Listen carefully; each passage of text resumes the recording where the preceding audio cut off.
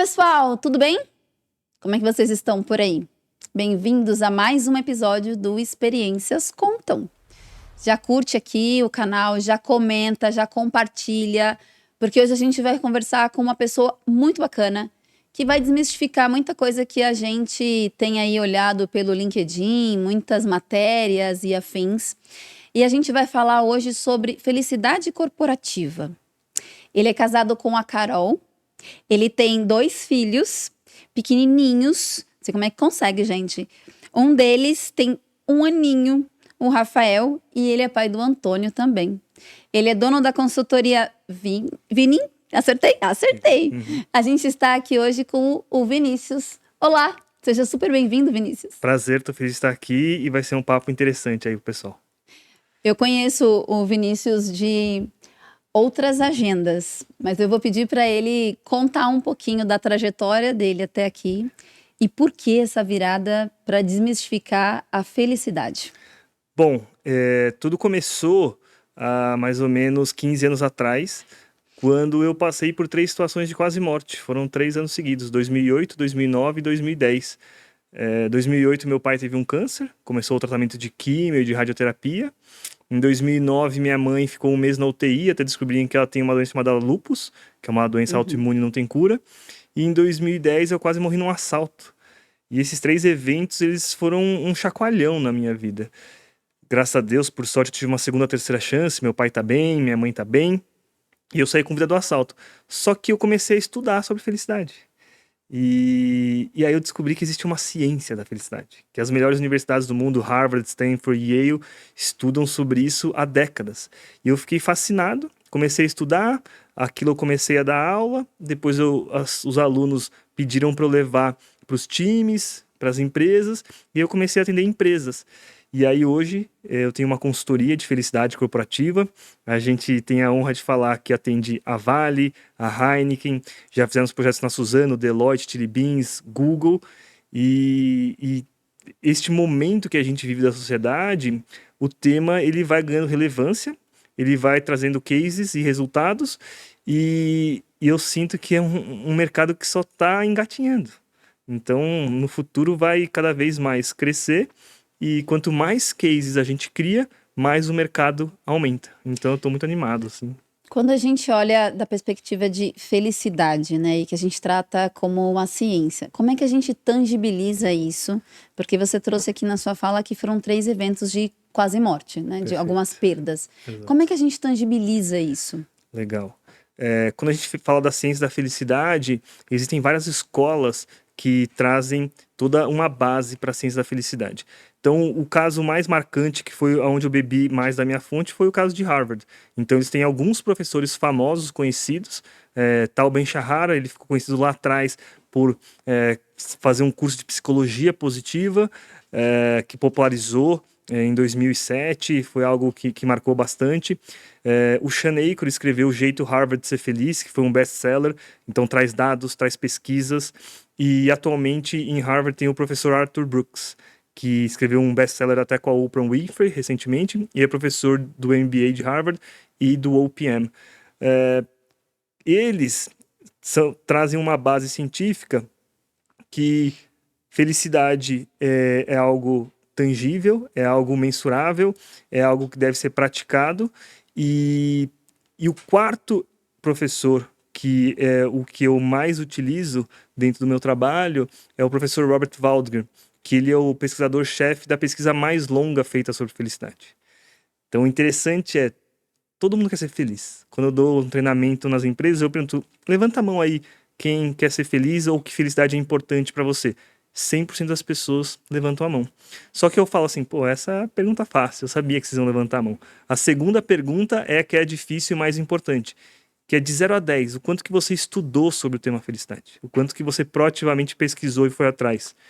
E aí, Dai, você descobre que as pessoas estudam muito pouco. As pessoas nunca param para estudar. E a resposta média fica ali 4, 3, muitas pessoas dão 0. Você fala, caramba, olha isso.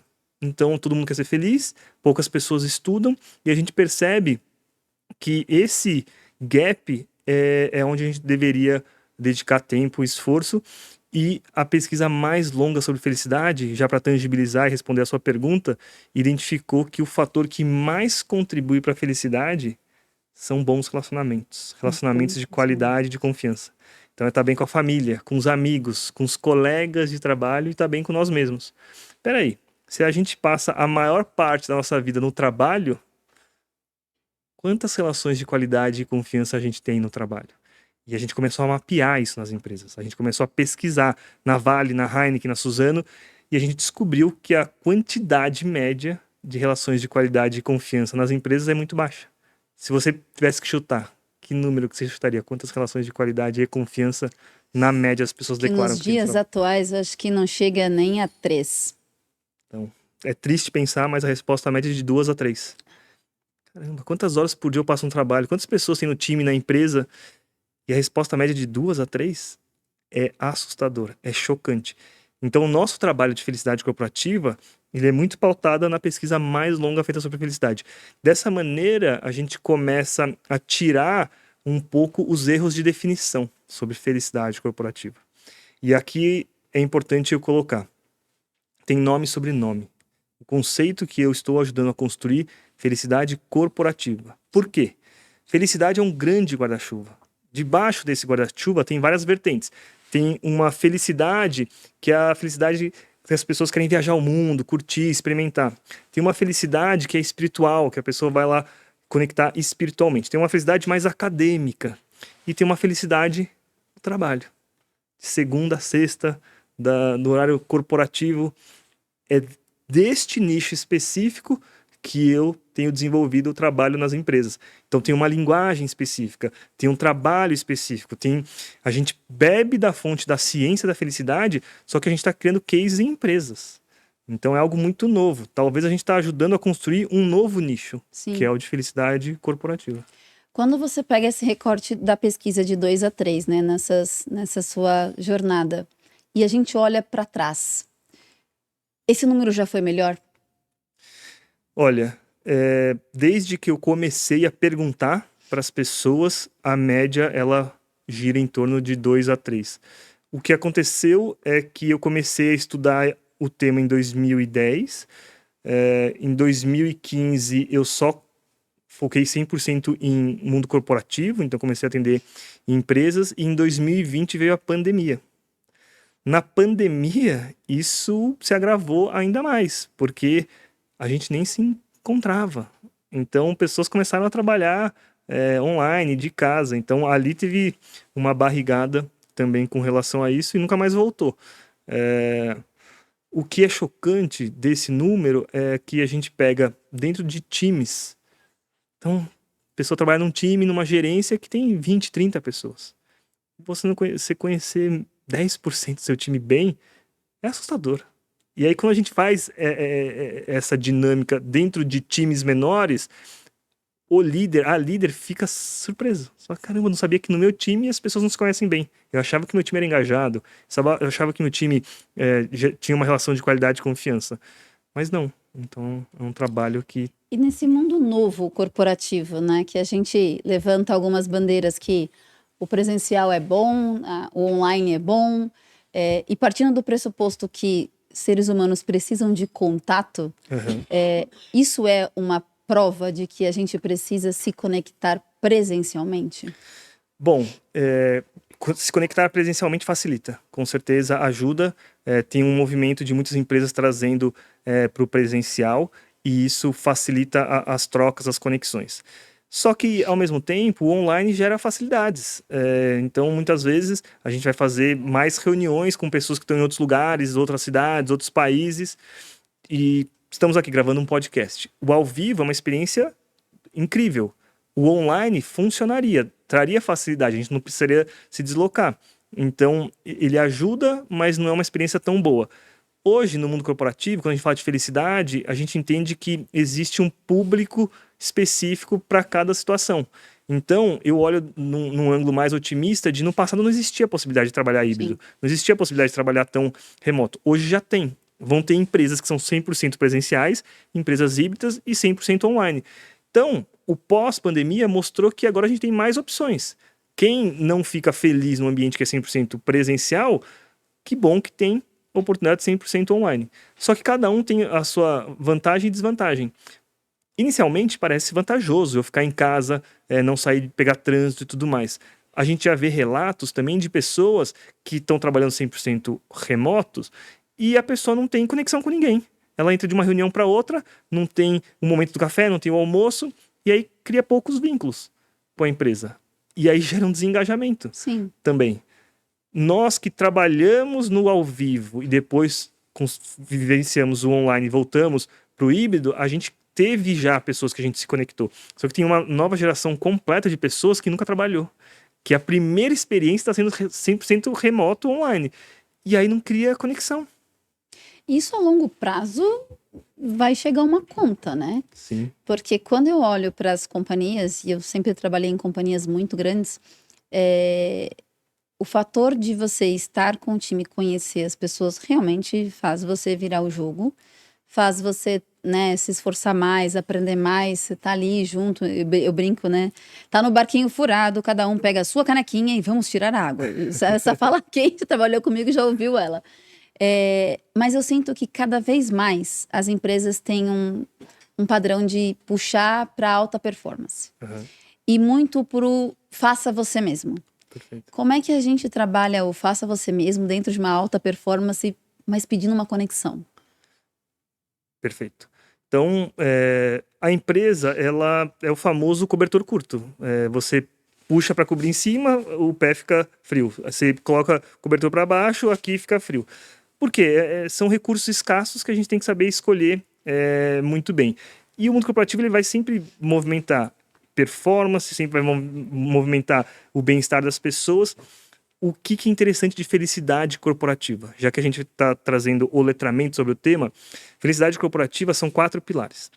A felicidade do indivíduo, a felicidade do time, a felicidade da empresa e a felicidade do cliente.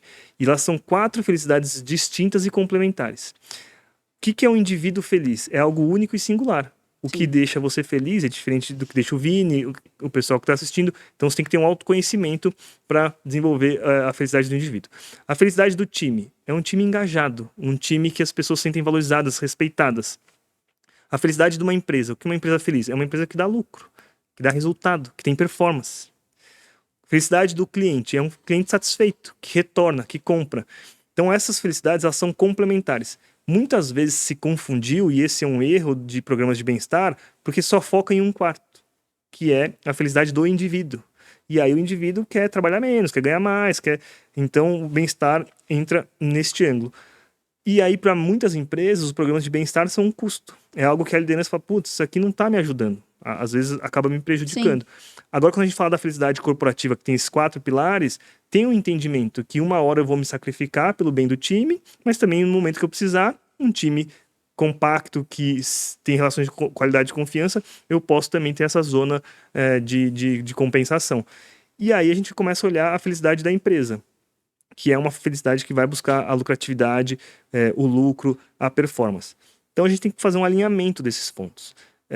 Quando a gente traz uma cultura e líderes que a gente amarra tudo isso, as pessoas entendem o porquê estão fazendo. Quando as pessoas têm um alinhamento, eu estou fazendo isso, que vai ser bom para a empresa, se a empresa continuar dando resultado, eu vou prosperar, eu vou crescer, aquilo me ajuda, você vê sentido no que você está fazendo. Então, são essas amarrações que a gente vai costurando. Então, a nova geração que todo mundo, né, comenta que não querem mais se matar pelo trabalho, não querem fazer A, B, C, D, você acha que eles vão ter mais facilidades de ter essa cultura ou menos? De felicidade corporativa? Exato.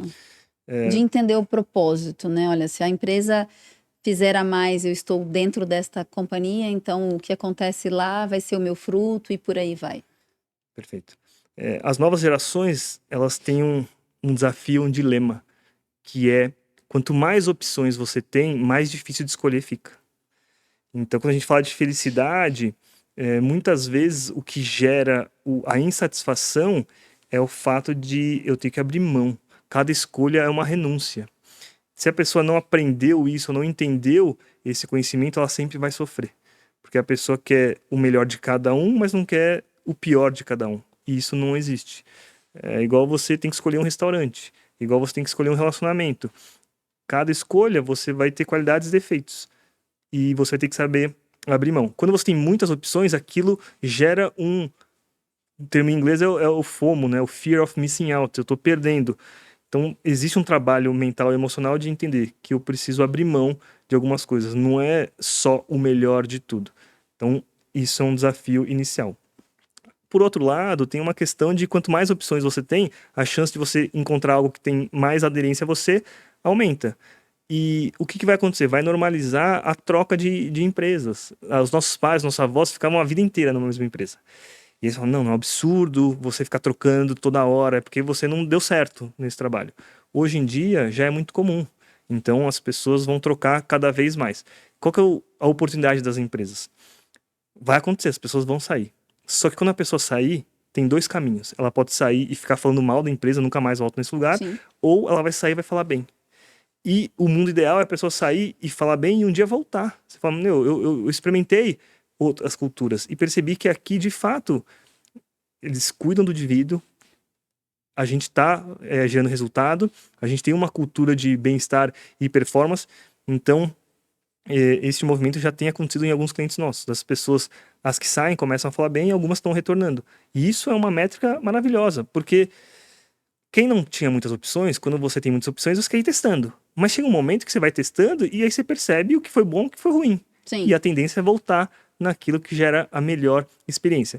E quando a gente pensa em experiências no trabalho ou em qualquer serviço, a gente quer se sentir bem, a gente quer se sentir valorizado, a gente quer chegar num lugar em que as pessoas chamam você pelo nome, que as pessoas gostam de você, que você tem potencial de crescer. Então essa combinação, ela é possível e é o que a gente está desenvolvendo e construindo nas empresas. Quando a gente fala da geração dos nossos pais, dos nossos avós, olhando nessa perspectiva que eles, né, não saíam da empresa. Meu pai, por exemplo, trabalhou 35 anos na mesma empresa. Uhum. O engajamento e a comunidade era mais forte. Uhum. Talvez por isso esse saudosismo de que lá atrás as pessoas eram mais felizes, menos doentes. Com certeza. Então você tem a sua comunidade, o fator que mais gera felicidade são as relações de qualidade e confiança. Então você sabia quem eram as pessoas, você tinha aquele senso de cuidado, de pertencimento. Mas nos dias atuais dá para desenvolver isso. É mais difícil? É mais difícil. Tem mais competição? Tem mais competição. Mas hoje é menos a quantidade e sim no período que eu tô lá, valeu a pena. Cada vez mais as pessoas têm esse sentimento. Eu passei aqui 2 anos ou 20 anos. É menos sobre o tempo e sim desse período. Valeu a pena? Se a pessoa passar 1 ano, 6 meses, mas valeu a pena, ela agregou, ela contribuiu, é onde a tendência a experiência do colaborador, da empresa, vai ser melhor. E como que a gente lida com a experiência do colaborador e a experiência do líder? Porque todo podcast eu falo a mesma coisa. O líder daqui a pouco já não vai mais aguentar. Sim. Porque é muita sobrecarga. Sim. Você tem que saber todos os tópicos de D&I, você precisa saber todos os tópicos de ESG, você precisa saber de todos os tópicos da própria organização, então as metas, os profits, tudo você precisa saber. E aí vem alguém e fala, então, agora você também tem que cuidar do bem-estar. Legal. Como é que o líder consegue ajudar nessa função? E é verdade, a liderança média é a mais sobrecarregada. É pressão de cima, dos lados e de baixo. E então é um desafio enorme. Qual que é a vantagem de felicidade corporativa? Quando a gente começa a implementar uma cultura, capacita as pessoas, muito do treinamento também é pro indivíduo. Então o time dessa pessoa, ela vai receber o treinamento de felicidade corporativa. E quando a gente fala de felicidade do indivíduo, existe um grande percentual que é a autorresponsabilidade. Daí, uma coisa que a gente identificou é que as pessoas não sabem o que traz felicidade para elas. Então, uma dinâmica que a gente faz todo começo de treinamento é o seguinte: se você tivesse que montar uma lista de 100 itens daquilo que te faz feliz, quantos itens você consegue escrever? E, historicamente, as pessoas travam. Elas não sabem escrever 100 itens. Elas param no item 20, 25. Então a gente começa a mostrar pro indivíduo, nossa, tô infeliz, tô incomodado. Mas você já parou para pensar o que de fato te traz felicidade? E as pessoas não pararam para pensar. As pessoas não estudam, não param para pensar e às vezes estou reclamando, estou infeliz. E aí quando as pessoas têm este momento, elas se dão conta que, pera, será que eu estou fazendo a minha parte? Será que eu tenho clareza daquilo que me faz bem? Será que eu estou prestando atenção naquilo que me faz mal? E muito da felicidade, a gente tá falando também de uma matriz energia e emoção. Então, será que você está com energia suficiente para fazer as coisas? Às vezes eu estou exausto. Quando você está exausto, você vai ficar infeliz, você vai ficar mais irritado. Então, pera, será que eu sei aquilo que recarrega a minha bateria? As pessoas não sabem da matriz energia e emoção, não sabem ou não estão prestando atenção conscientemente do que recarrega a bateria. Então, vou dar um exemplo. Tem pessoas que recarregam a bateria praticando esporte. Só que tem pessoas que recarregam a bateria lendo livros. Então, tem um olhar de pessoas extrovertidas versus pessoas introvertidas. Como cada uma recarrega a bateria? Pessoa extrovertida, ela recarrega a bateria socializando, encontrando gente, tendo vários compromissos. Então, no final de semana de uma pessoa extrovertida, é churrasco com os amigos, é cinema, é num show, porque a pessoa precisa encontrar e movimentar. Uma pessoa introvertida, ela quer ficar em casa, quer ficar no silêncio, quer ficar sem ver ninguém. As duas precisam recarregar a bateria. Será que eu tenho autoconhecimento? Eu estou fazendo isso? Eu estou colocando na minha agenda? E aí vem um mantra que eu sempre repito em toda empresa. Felicidade tem que estar na agenda. Se não tiver na agenda, não tem resultado. Então, quando eu entendo que eu preciso colocar momentos da minha agenda para recarregar a minha bateria, Sim. eu estou falando de felicidade. Se eu tenho 8 horas de trabalho na média, como que eu estou em cada hora do meu dia? Aquilo está me trazendo emoções positivas ou negativas? Muitas vezes, e a gente tem que ser realista, tem reuniões que você não tem controle, que vão descarregar a sua bateria. Sim. Então, a grande sacada é, nos momentos que eu tenho controle da minha agenda, eu tenho que encaixar coisas que recarregam a minha bateria. Ou encontrar família, ou aprender algo novo. Toda vez que eu aprendo algo novo, recarrega a bateria. Isso é uma questão do ser humano. Quando você tem um projeto que tem o seu DNA, a sua cara, que está evoluindo, recarrega a sua bateria. Será que eu estou fazendo projetos que têm a ver comigo? Esse aqui é um projeto seu... que é um projeto pessoal, que você coloca... Então, você faz isso à noite. Se fosse uma coisa que drenasse toda a sua energia, você não faria. Você fala, meu, isso aqui tem um propósito, tem um porquê, eu interajo, isso aqui é importante e eu uso a minha agenda para isso. Quantas pessoas talvez não deveriam montar o seu projeto pessoal e não estão fazendo? Muitas pessoas me perguntam, cara, como é que você consegue? Você trabalha que nem uma doida, e você ainda faz podcast, você faz mentoria. Eu falo, eu preciso me conectar com o mundo. Porque é isso que me carrega no final do dia. Eu preciso entender o que está acontecendo no mundo. Que te deixa feliz. Me deixa feliz, exatamente. Então, quando a gente começa a provocar em cada indivíduo, o que recarrega a sua bateria? O que te deixa feliz? Qual seria um projeto que faria o seu olho brilhar? E cada vez mais a gente deveria estimular isso nas pessoas. Você tem um time, tem coisas que são tarefas do trabalho naturais. Só que não daria para pegar 10% do seu tempo para criar um projeto que você fala assim, nossa, isso aqui é maravilhoso, isso aqui me brilha o olho. Quantos líderes perguntaram isso pro seu time? Quantas pessoas do time tiveram esse autoconhecimento ou essa autodidata de falar assim, eu vou sugerir isso para minha liderança, para minha empresa? O Google, por exemplo, teve um período que ele separava 20% do tempo dos colaboradores para criar um projeto pessoal. O Gmail nasceu de um projeto pessoal, de um colaborador do Google. Então, olha como é possível trazer inovação. Pegando um recorte corporativo dos nossos trabalhos em empresa, na Vale. Uma coisa que a alta liderança, os diretores de operação estão gostando muito, é quando eu trouxe o conceito de felicidade. Toda vez que você resolve um problema, gera felicidade. Então, pera, você tem um problema, resolver um problema gera felicidade. Então, pera, dentro da felicidade corporativa tem um pilar que é felicidade é igual resolver problema. Então, me fala, qual que é um problema urgente e importante que você vai priorizar? E aí, os diretores de operação dos projetos pilotos começaram a mapear, nossa, então, se eu resolver um problema, eu estou gerando felicidade? Tá. E ali, o movimento de felicidade corporativa ganhou muita força. Porque eles tinham uma visão que felicidade era estar tranquilo, era estar sorrindo o tempo inteiro. Então, muito do erro sobre o tema é a definição que não foi bem esclarecida.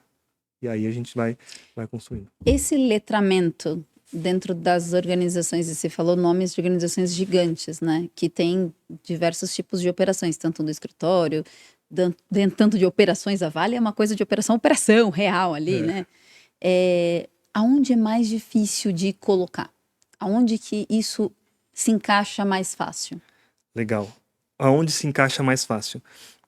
Em executivos e executivas que já acreditam na pauta. E, surpreendentemente, existem muitos. Na Vale, na Heineken, da Deloitte, no Google. Toda grande empresa tem pessoas que acham isso uma besteira, tem pessoas desconfiadas, céticas, e tem pessoas que acreditam. E as pessoas que acreditam, às vezes não tinham repertório, não tinham referência. E quando eu fui trazendo a ciência e acima da ciência veio os cases das empresas antecessoras, aquilo mostrava um caminho. Quando o CEO da Heineken, o Maurício Gemelaro, ele coloca a felicidade como estratégia do negócio da Heineken, vou repetir, estratégia no negócio da Heineken, não é uma estratégia do RH da Heineken. Sim. Ele, como CEO, falou assim, eu acredito. Ele foi VP de vendas antes de ser o CEO da Heineken, e ele falou, eu sempre acreditei que quando as pessoas estão felizes, elas performam mais, elas vendem mais. Isso é uma filosofia de vida que ele carrega há anos. Quando ele descobre que tem uma ciência da felicidade, que tem um programa de felicidade corporativa, ele fala, isso aqui representa o que deu certo na minha vida, e eu vou colocar isso como estratégia do negócio da Heineken. A gente fez o letramento de toda a alta liderança, CEOs, VPs, diretores, a gente fez uma pesquisa quinzenal e a gente fez a formação dos embaixadores da Heineken de felicidade. E aí você vê que as coisas funcionam. Então o caminho mais fácil vamos encontrar quem acredita e a gente monta um projeto piloto, a gente faz acontecer e quando chega o resultado, aí outras áreas começam a se interessar. Quem era neutro vê o resultado de uma outra área e fala assim, não, o que está acontecendo? Que o pessoal está tendo resultado, está funcionando, vamos fazer também. E aí você vai construindo uma cultura corporativa. Então, eu sempre falo, e o erro comum, né? Alguns clientes chegaram e, nossa, Vini, tem uma área que tá horrível ali, tá infeliz, não tá dando resultado. Vamos fazer um projeto lá? Podemos até fazer um projeto, mas a minha recomendação, vamos começar na sua empresa em quem já acredita, quem já gosta. Sim. Não em quem não gosta e tá tendo os piores resultados. E essa vamos dizer assim, né? Acho que todo mundo quer sempre olhar pelo que você precisa melhorar, né? E se a gente olhar para onde você já é muito bom, a sua entrega vai ser muito mais potencializada ali, porque o seu esforço é menor e sua entrega de resultado é mais rápida. Dai, é perfeito isso que você falou. E os clientes que viraram cases de sucesso do nosso programa, da nossa metodologia, é exatamente isso. Então a Heineken já acreditava na pauta, a gente só potencializou. Então você pega empresas que acreditam, você potencializa. Quem não vê valor nisso, dificilmente aquilo pega atração, dificilmente você vê embaixadores, dificilmente você vê alta liderança priorizando. Então, um caminho para a felicidade é encontrar quem já acredita e dar ferramenta, repertório e colocar na agenda. Faz sentido. E quando a gente olha esse movimento, né, que a gente está vendo de burnout, né, somos o país com o índice de pessoas, né, com crises mentais, né, tópico, né? O Brasil é ali, ó, o primeirão. Como que a gente pode usar a felicidade corporativa para ajudar esses índices a reduzir? Quanto maior o problema, mais atenção, mais recurso, mais importância as empresas vão dar com relação a isso. É triste pensar que o número só vai aumentar, os problemas só vão crescer, e eu não sei o quanto você ficou sabendo até da criação de algumas leis e regras. Sim, a que NR1. a NR1 é uma delas, que as empresas vão ser obrigadas a fazer um mapeamento e montar um plano de ação. E a partir do ano que vem, as empresas que tiverem resultados ruins, elas vão ser multadas com relação a isso. Infelizmente, é como às vezes acontece. Ou é pelo amor ou é pela dor. As empresas que a gente fez um projeto quando não tinha multa, fizeram por inovação, por acreditar, pelo amor e tudo mais. Mas muitas vão entrar pela dor. Elas vão falar assim, poxa, tá vindo uma multa aqui milionária. Então, prefiro fazer um programa preventivo para ajustar e vai acontecer. Mas faz parte. É uma situação em que é um problema que ele só vai aumentar. A tecnologia, as redes sociais, o celular, as telas, aumentam a questão da depressão, da ansiedade, e tem um terceiro problema que é um dos mais silenciosos, é um dos maiores e poucas pessoas estão falando, que é a questão da solidão. Existe uma epidemia da solidão. As pessoas, elas estão cada vez mais solitárias. Tem algumas pesquisas e dados que começaram a provar o seguinte: a nossa geração, eu tô com 37 anos, a gente tinha uma quantidade de encontros que a gente fazia com os nossos amigos e familiares. A geração mais nova, ela tá encontrando muito menos as pessoas, porque ela fica muito na mensagem, ela fica no Sim. videogame, então ela não encontra para almoçar, para jantar, e aí vai aumentando a solidão, que interfere na saúde mental, na depressão, na ansiedade. Então você vê que é uma bola de neve. Alguns especialistas usam até a expressão que é até um pouco assustadora, que é: imagina um trem lotado em alto movimento que vai bater num muro. Não dá mais para parar. A gente vai bater. O efeito que as empresas, que o governo está tentando fazer é como que eu diminuo para menos pessoas se machucarem. Mas o trem vai bater. Então é um grande problema. E com a inteligência artificial, isso tende a ficar pior? Porque a gente começa a colocar mais medo, né, nas pessoas. Uhum. De vez da gente incentivar a inteligência artificial a ser a ferramenta que pode ajudar, a gente vê muito movimento, principalmente nas redes sociais, que se você não fizer tal coisa, você vai perder seu emprego. Se você não fizer tal coisa, você vai fazer isso. Isso a gente faz medo. Uhum. Aí vai para uma estrutura organizacional que já tem ali uma certa pressão e talvez a empresa ali que surfa a onda, né? Porque eu brinco que tem muita empresa que surfa a onda, né? Fala assim, o que ela tá fazendo? Que ela tá fazendo, sei lá, trabalhos voluntários agora. Todo mundo quer fazer, não sabe nem para que serve, né? Mas eu vou fazer, porque tá na onda. Isso tende a piorar? A inteligência artificial tende a piorar? Legal. Eu tenho uma visão que toda ferramenta, ela pode ser usada para o bem ou para o mal. A inteligência artificial é uma ferramenta, igual o exemplo da faca, né? Uma faca, ela é boa ou ruim?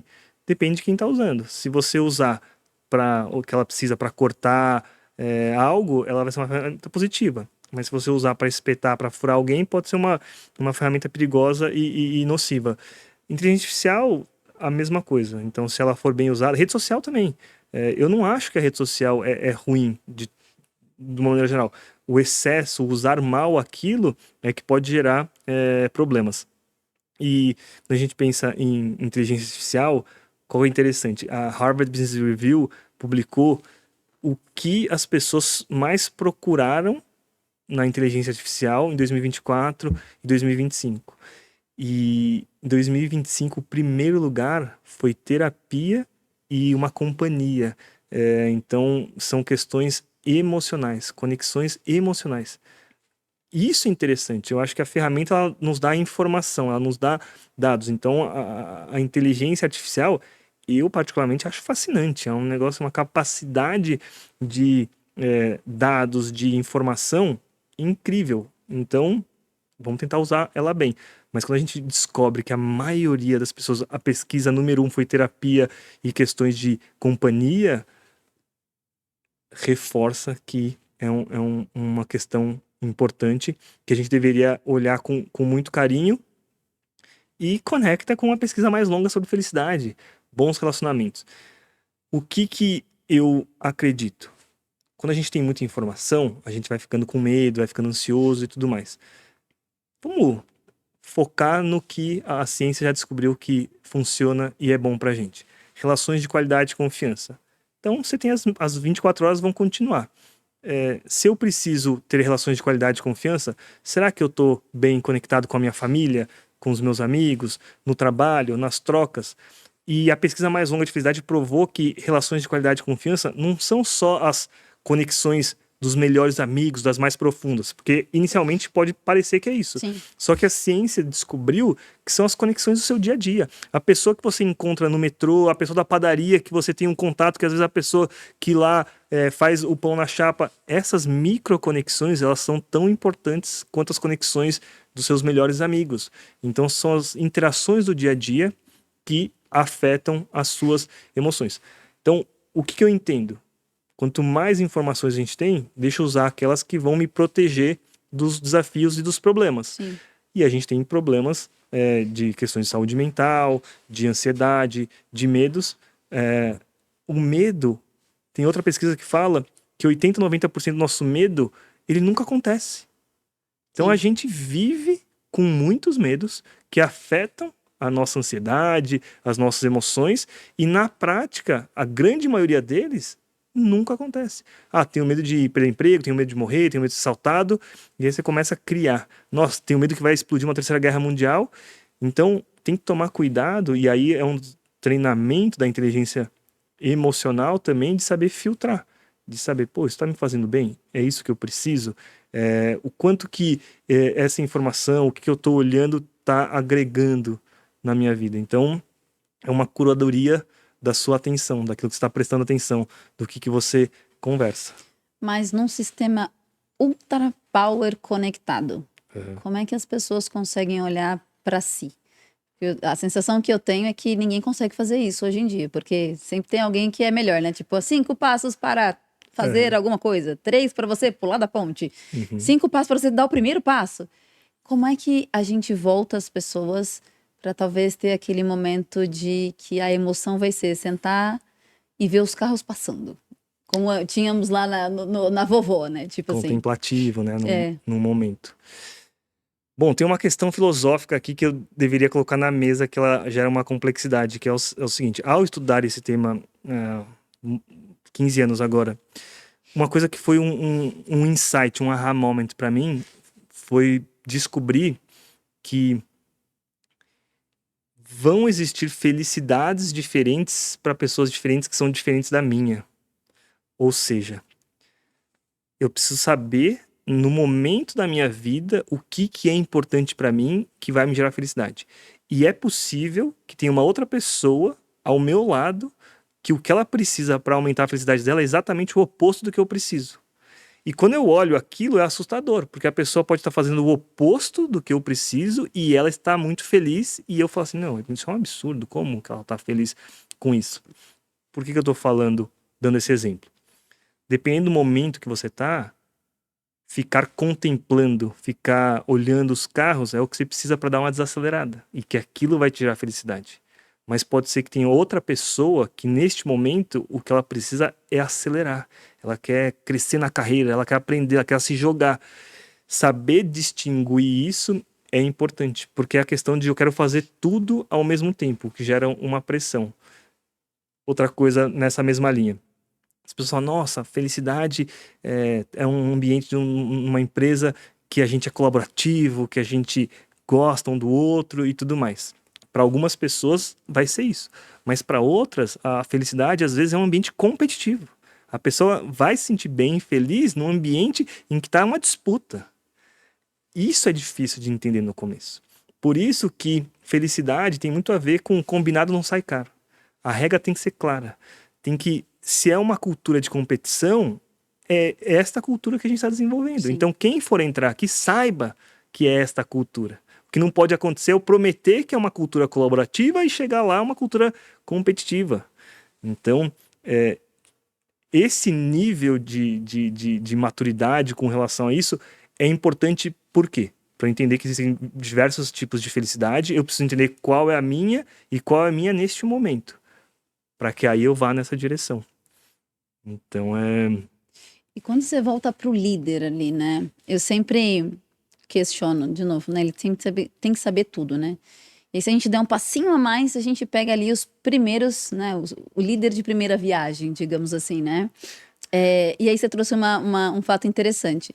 Porque, por vezes, o líder precisa entender isso da sua própria equipe. Com certeza. Né? E esse exercício, para quem está na primeira liderança, é muito complexo quando você assume aquele cargo. Porque você tem exatamente essa situação que você falou. Eu quero ter o próximo passo. Acabei de ser promovido, eu quero ter o próximo passo. Então, eu quero que o meu analista aqui tenha a mesma ansiedade que eu. E o meu analista está assim, tipo... Se eu puder ir embora das 8 às 18, tá tudo bem, porque eu só quero andar de lado. Eu quero ficar aqui no financeiro um pouquinho, daqui a pouco eu quero ir ali no compliance, depois eu quero ir para tax. Como é que a gente trabalha a primeira liderança? Legal. É verdade isso, né? Muitas vezes a gente projeta, nossa, eu quero crescer e a pessoa não tá acelerada igual eu tô aqui, e aí você se frustra. Só que às vezes a pessoa nunca parou para perguntar para a pessoa o que ela quer, o que é importante. Felicidade corporativa tem muito a ver com perguntar. A gente não tem bola de cristal e a gente deveria perguntar. E alinhar a expectativa é felicidade. Então, se você descobre no seu time que tem pessoas que querem estabilidade, então, beleza, é isso. Será que eu consigo ajustar? A pessoa vai ter estabilidade. Tem outra que quer trabalhar no final de semana e tá com vontade e quer se provar. Então é isso. Então não é que todo mundo tem que trabalhar igual. Então é esse conceito de deixa eu entender o meu time para que eu possa ali ver a motivação de cada um é super importante. Dá mais trabalho no começo, só que depois fica mais fácil. Porque uma coisa é toda hora ficar empurrando alguém. Sim. Uma outra é entender para onde a pessoa quer ir, o que motiva ela, e a gente ajuda ela ou entende que talvez não é a melhor pessoa para o meu time. E se os dois lados têm essa clareza, eu ajudo você a procurar um outro time aqui na empresa, uma outra fase. O problema não é a pessoa sair da empresa, a pessoa mudar de time, é a pessoa não entregar o que foi combinado. Então, muito, e talvez na primeira liderança, é mais difícil, por quê? Porque a pessoa não tem a maturidade de ter essa conversa, não tem o repertório para conseguir ir ajustando com relação a esses pontos. É difícil a primeira liderança, porque a pessoa só focava nela. Aí depois ela tem que pensar nos outros. Se focar só no indivíduo já dá muito trabalho, imagina você ter que focar no seu, planejar o de 10 pessoas e gerenciar emoções e expectativas que são diferentes. Por isso que a liderança recebe mais por isso. Então, quanto mais você vai crescendo, Sim. tem um preço que você paga, só que você é recompensado para compensar essas questões. Mas existem pessoas que são fascinadas e gostam e têm a vocação e têm o desejo de liderar, de aprender, de desenvolver pessoas.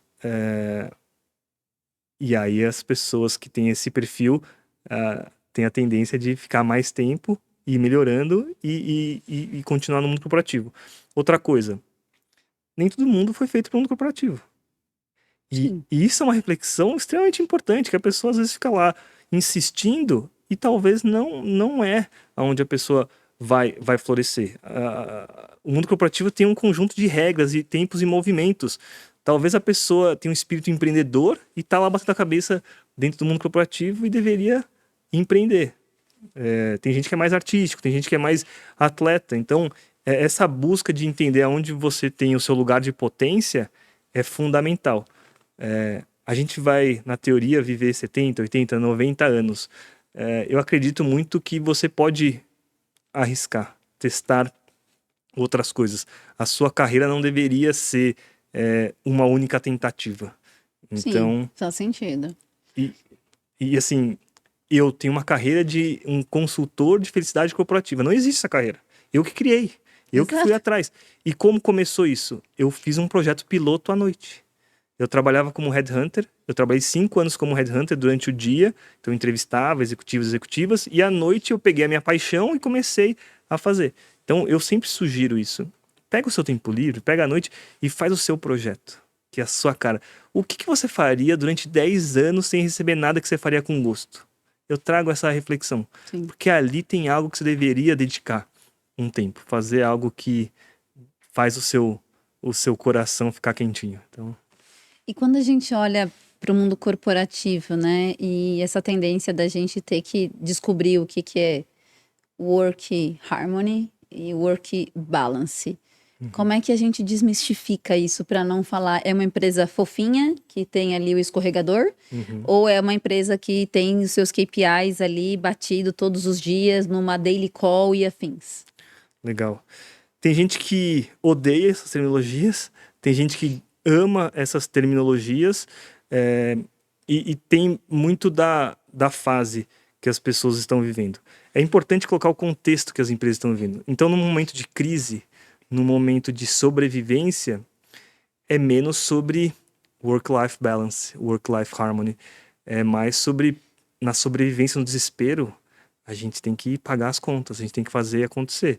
No extremo, né? Você vai em países que estão em guerra, você não vai buscar um work-life balance, você vai sobreviver. Então tem um olhar da pirâmide de Maslow nisso, né? Qual que é o momento da empresa? Qual que é o momento do time? Será que a gente está no momento em que dá para buscar esse work-life balance ou não? É um momento de sobreviver para manter o meu emprego. Então, ao entender o contexto, a gente ajusta também a situação da empresa. Idealmente, quando a empresa está bem, as coisas estão acontecendo, eu não deveria também me matar de trabalhar quando as coisas estão num voo de cruzeiro, as coisas estão bem. Então é um pêndulo, né? A gente tem que entender que fase que eu tô, e isso se reflete no trabalho, mas se reflete nas nossas contas pessoais. Então a gente tem o nosso salário, o nosso dinheiro. Tem momentos que você tá mais tranquilo, que você vai viajar, que você vai gastar um pouco mais. Tem momentos que você tá apertado, que você fala, gente, parou, não vamos sair para comer mais, não... Dar esse contexto e as pessoas entenderem isso, a gente consegue estar alinhado com o momento. E aí gera a questão do ponto de equilíbrio. O work-life balance parece que tá tudo organizado, alinhado. E a minha visão é mais o ponto de equilíbrio, né? Às vezes o ponto de equilíbrio de uma fase de crise é ter que se esforçar mais, tem que trabalhar. E isso acontece sazonalmente até. No Natal, em empresa de varejo, você vai trabalhar mais. No Carnaval, em empresa de bebida, você vai trabalhar no Carnaval. Mas é algo pontual, que não dá para trabalhar todos os dias, todos os finais de semana, até o final. Então, Mas você acredita que as empresas hoje têm mais coragem de falar as coisas? Ou a gente ainda tem as empresas maquiando porque tem muita coisa que eles precisam dar conta? tem muita empresa que vai dar uma maquiada, que vai falar por isso para pegar bem. E acontece, porque são muitas demandas das empresas. Tem algumas que vão ser genuínas, que acreditam nisso e fazem isso e fazem até enquanto ninguém está vendo. Isso é legal, eu gosto e prefiro estar nesse ambiente. Mas a empresa é um reflexo do ser humano, né? Tem pessoas que são hipócritas também, que você conhece, ela fala uma coisa e faz outra. Então, uma empresa às vezes a somatória dos comportamentos dos indivíduos.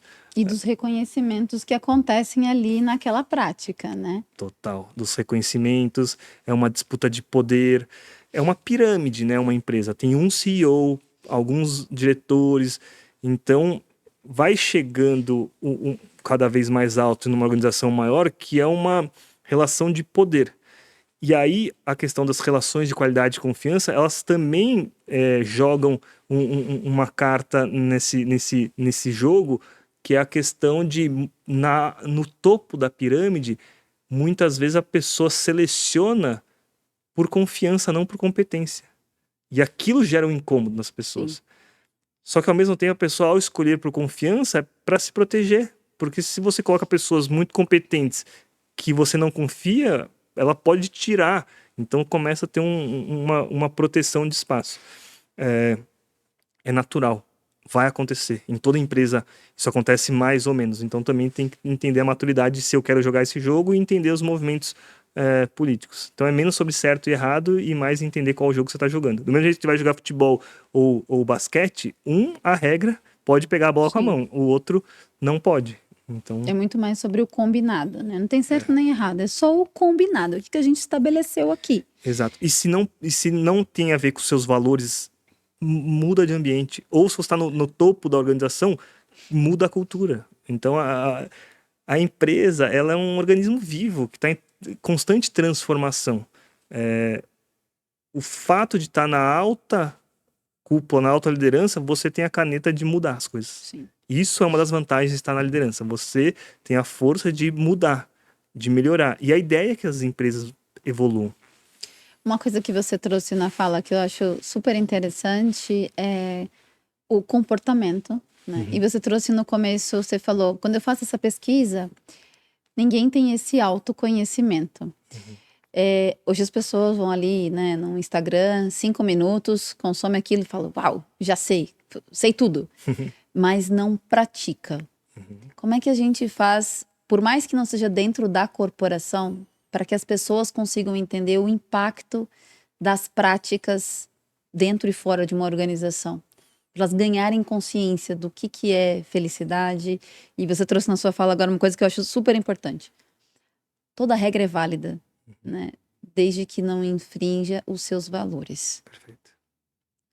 Assim, pra mim, essa é a moeda de corte, assim, tipo, cara, vamos fazer o quê? Ah, tem prova, pô, vambora, vamos aí. Uhum, Não tá ali nas minhas regras do jogo que daqui eu não passo, tá tudo bem, uhum. né? Mas como é que a gente faz isso em alta escala? Legal.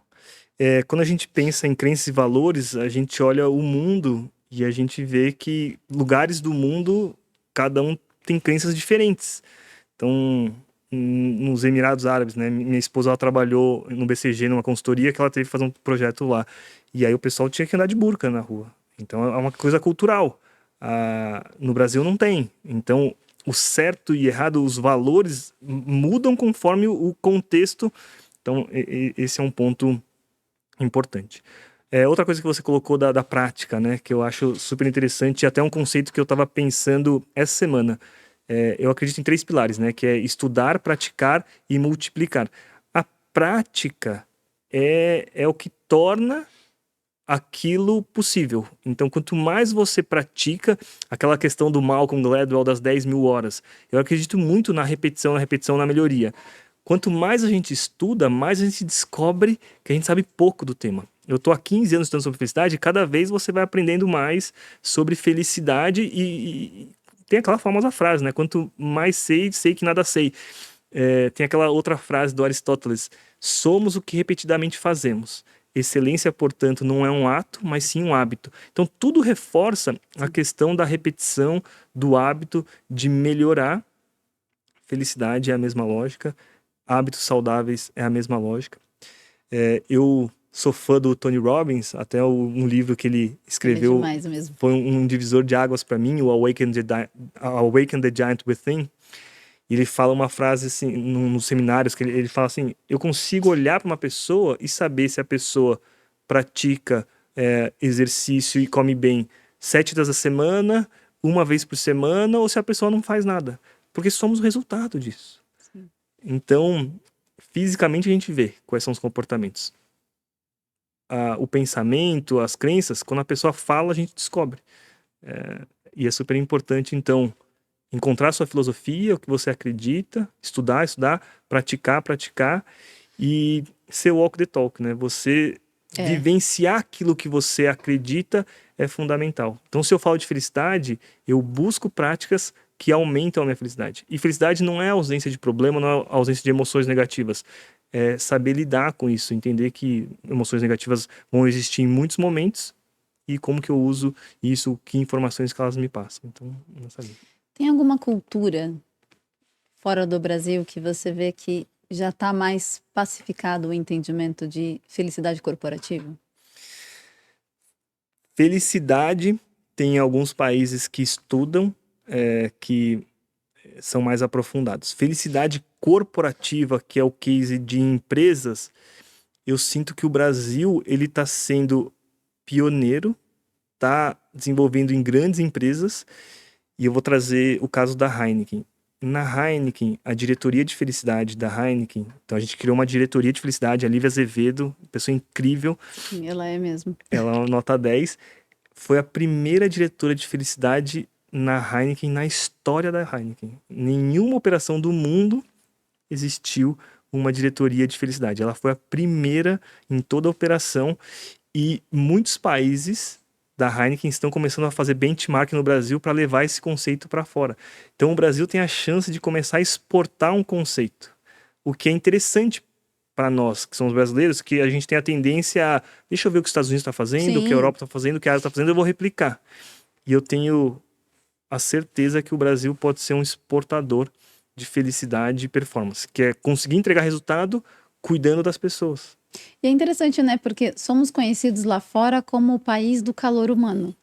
Mas temos problemas nas nossas organizações com o ponto do calor humano, né? Uhum. Então eu acho que esse é um trade-off bem interessante de discutir para fora, né? A gente tem o problema e a gente conseguiu sair do lugar com isso.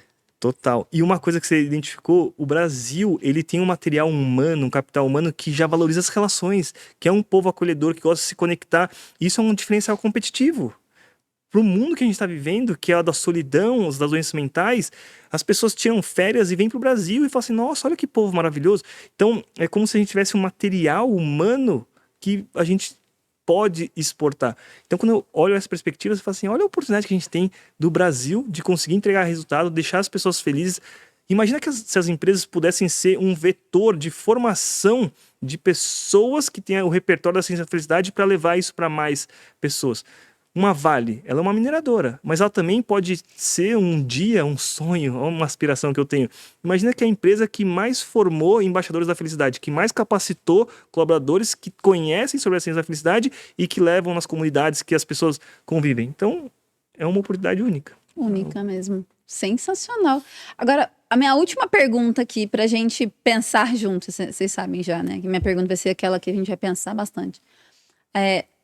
Olhando pro futuro, pensando, né, no que a gente tem aí para um futuro. O que você acredita, né, que as pequenas pessoas que hoje entendem um pouquinho, mesmo que seja só um pouquinho, podem fomentar, mesmo que não seja no alto escalão de uma organização, a plantar aquela semente e conseguir trazer esse conceito para a organização? Com certeza absoluta. Vou dar alguns exemplos. O primeiro exemplo, a pessoa que me fez entrar na Suzano. A Suzano tem 35 mil colaboradores, Enorme. que a gente fez um trabalho incrível lá de felicidade corporativa. A pessoa que foi a porta de entrada chama Patrícia e ela era assistente executiva. Ela é uma secretária que conheceu o meu trabalho no LinkedIn, que me levou para a Suzano. Foi ela que abriu a porta. Então você pensa, não, veio pelo CEO, veio pelo CFO, veio pela Paty. E ela transformou e criou um trabalho incrível. Foi através dela. Outro exemplo, eu saí do nada. Eu não tinha nenhuma conexão com felicidade. Eu sou uma pessoa que começou a estudar, aí eu comecei a levar para mais pessoas. E eu lembro que eu falei para minha esposa no começo, Carol, o que seria um número grande, que seria um sonho grande de impactar? E lá atrás eu falei assim, nossa, imagina se eu impactar 10 mil pessoas com felicidade corporativa. E aí a gente fez as contas há pouco tempo, a gente impactou mais de 100 mil pessoas já em felicidade corporativa. O sonho é 1 milhão de pessoas. De 10 em 10 é possível. Então a gente está numa Vale hoje em dia. A Vale tem 50 e poucas mil pessoas próprias, mais 150 mil terceiros. Então é possível. Quem E acredita... em todos os lugares do mundo, né? Essa é a parte melhor, porque você pode exportar. No E ele é um mundo inteiro. headquarter brasileiro. Ele é um headquarter. Então, se a VP de RH abraça a causa, vai para o mundo inteiro. E então, se eu conseguir, se a Paty conseguiu, é uma questão de coloca na sua agenda, estuda, pratica e multiplica. EPM é até um conceito que eu estava desenvolvendo. Estuda sobre felicidade, pratica isso na sua vida, no seu trabalho e multiplica. E vai dar certo. E no final, essa conta aí, ela já existe há um tempão, né? Que todo mundo sabe que você aprende muito mais quando você ensina. Então, se você estudar, praticar e ensinar alguém, você já está no lucro aí até expansivamente. É isso. E quantas pessoas viraram a chave? Felicidade é uma prioridade na minha vida. Então, eu sou um mensageiro disso. Eu sou um resultado disso. A minha vida é melhor porque eu tenho mais repertório. Não é porque eu tô bem o tempo inteiro. Não. É porque eu estudei, eu tô praticando e eu tô levando para mais pessoas. Todo mundo pode. Todo mundo deveria. E se você fizer isso, venha me cobrar. Vai ser... Você fala assim, nossa, obrigado, porque eu comecei a priorizar felicidade. Então... E aí, para aquela câmera ali, Vini, deixa um recado para a galera.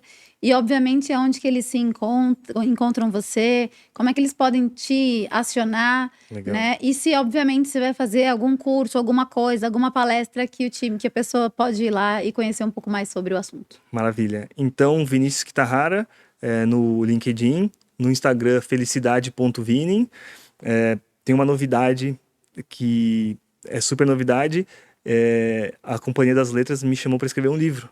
Que sensacional, e aí parabéns! Então ele vai vir aqui em breve de novo, entendeu? Segura aí. Eu Que vou legal. lançar um livro contando os cases de felicidade corporativa.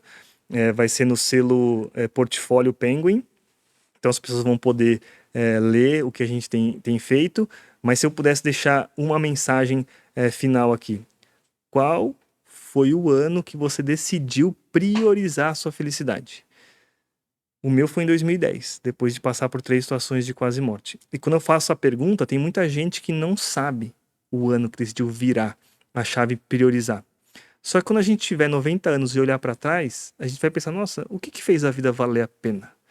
E são essas decisões que a gente faz hoje, que lá na frente você vai falar, nossa, valeu a pena. estudar sobre felicidade, ser um embaixador da felicidade, uma das melhores coisas que você pode fazer. Por quê? Você quer estar feliz, você quer ver as pessoas que você ama felizes, então estuda, pratica e seja um embaixador da felicidade. Adorei o papo. Tá vendo? A gente estuda, pratica, fala, conversa. E é aquela coisa, né, Vini? Todo mundo vai ter altos e baixos. E uma das coisas que eu acho que a gente tem que sempre guardar na memória é toda vez que a gente chega muito próximo do que é a falta da vida, né? Que é a única certeza que a gente tem que é a morte. Se você parar para olhar, vai lá, né? Uma olhadinha ali, dá uma pesquisada naqueles marcador cardíaco que tem no hospital. Eles normalmente fazem pip, pip. Então ele tá subindo e descendo. Isso é a vida. A hora que ele estabiliza, significa que você já foi. Então, eu acho que esse é o recado, né? Tipo, prioriza a sua felicidade enquanto ela tá fazendo assim, ó. Porque isso não vai mudar. E o tempo também não. Vini, eu queria te agradecer. Adorei o papo. Eu adoro conversar sobre isso. E para você que acompanhou com a gente esse episódio, comenta aqui embaixo. Vamos trocar umas figurinhas sobre felicidade, o que é felicidade corporativa para você. Lembre-se dos 4 pilares. Não é só ter ali o escorregador e afins e não fazer alguma coisa. É o seu reconhecimento. Como é que isso funciona para você? E aí, a gente se encontra na próxima quinta-feira, 18 horas. E, obviamente, segue a gente, manda mensagem, pode me acionar lá no LinkedIn. E a gente se encontra na próxima. Tchau, tchau!